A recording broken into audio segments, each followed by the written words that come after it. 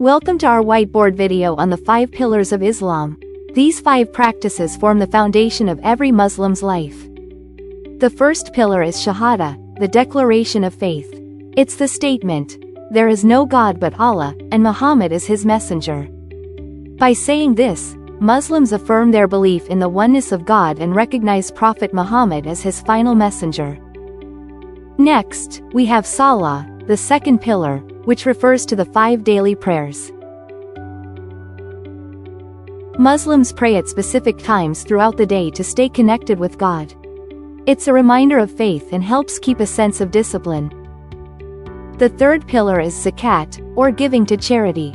Muslims are required to give a portion of their wealth, usually 2.5%, to those in need. Zakat isn't just about helping others, it's about purifying one's wealth and ensuring everyone shares in the blessings of God. Next up is Sawm, or fasting during the month of Ramadan. Muslims fast from dawn until sunset for an entire month. No food or drink.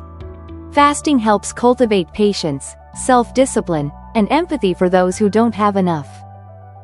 Finally, there's Hajj, the pilgrimage to Mecca.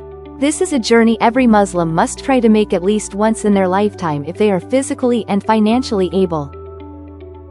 During Hajj, millions of Muslims from around the world come together to worship, wearing simple white garments to signify equality and unity.